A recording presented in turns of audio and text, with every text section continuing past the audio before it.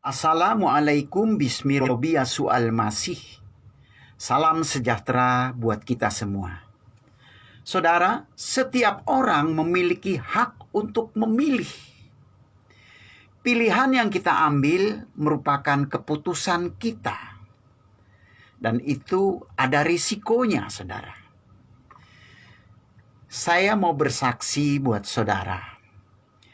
Dulu saya beragama Islam oleh karena faktor keturunan, di mana bapak ibu saya beragama Islam dan mereka mendidik saya sejak kecil untuk mengikuti aturan mereka.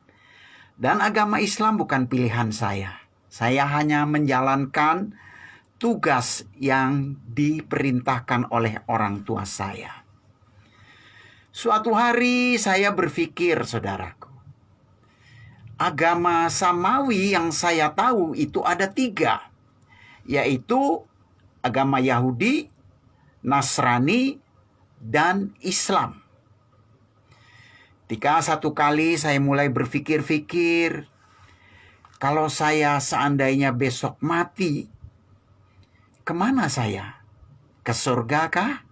Atau ke neraka? Saya tidak tahu, saudaraku.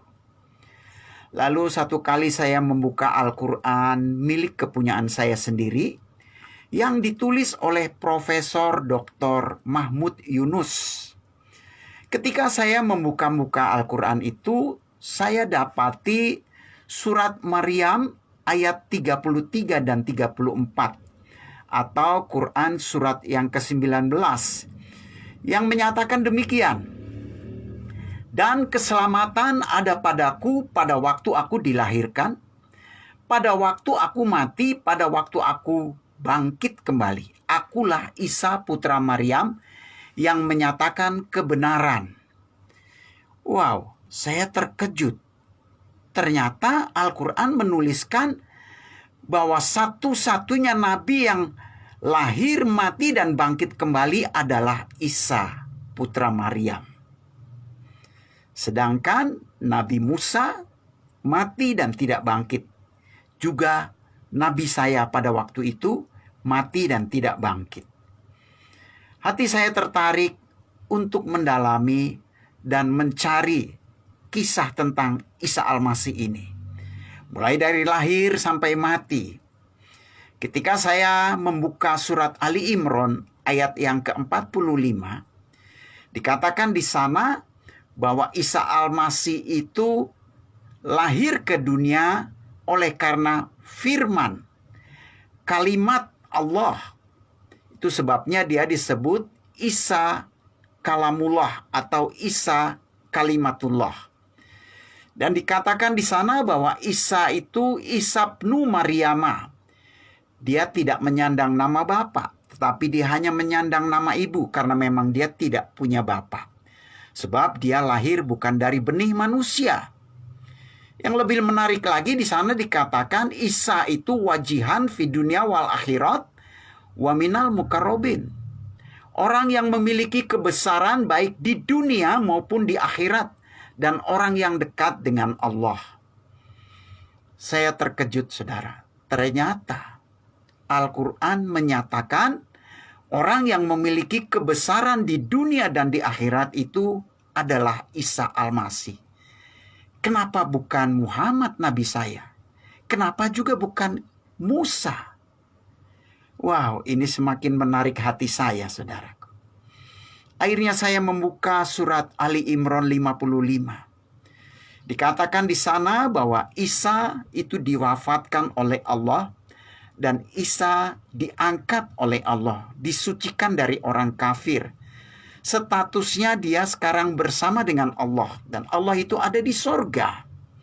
Bahkan dikatakan bahwa pengikut Isa itu adalah orang yang dimuliakan di atas orang kafir.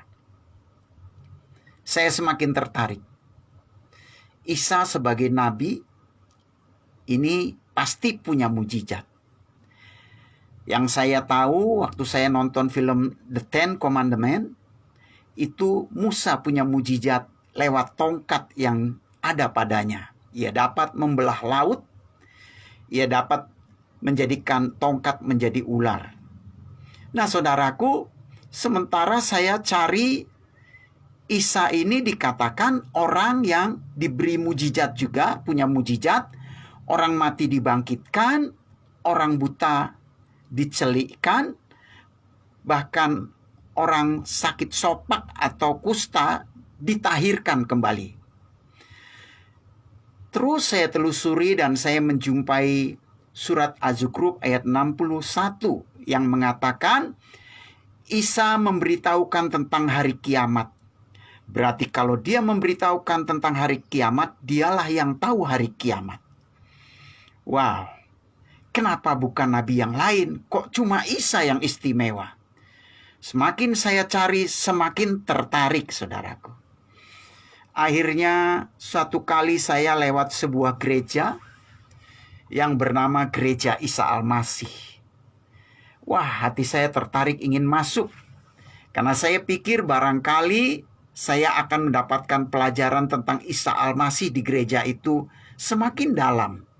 Karena Isa Al-Masih ini nabi yang menarik hati saya. Ternyata ketika saya masuk gereja itu, saya tidak mendapatkan sesuai dengan yang saya inginkan. Tetapi dari gereja itu saya mulai meminjam Alkitab. Ketika saya bertanya kepada orang yang meminjamkan Alkitab itu, saya tanya sama dia, "Pak, saya harus mulai membaca Alkitab ini mulai dari mana?" Dia berkata, "Coba mulai dari kitab Yohanes." Saudara, ketika saya mencari kitab Yohanes, saya baca. Dalam Yohanes 1 ayat 1 dikatakan demikian. Pada mulanya adalah firman, firman itu bersama-sama dengan Allah, dan firman itu adalah Allah.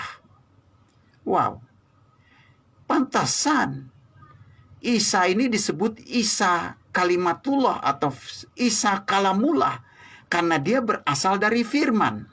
Selanjutnya saya baca sampai kepada ayat yang ke-14 dikatakan, firman itu telah menjadi manusia dan tinggal di antara kita, penuh dengan kasih karunia. Saya sangat tertarik, saudara. Saya mulai terus membaca Injil Yohanes. Dan saya dapati di dalam Yohanes pasal 12 ayat 45. Isa berkata, "Barang siapa melihat aku, ia telah melihat Dia yang mengutus aku. Barang siapa melihat aku, ia telah melihat Allah." Luar biasa.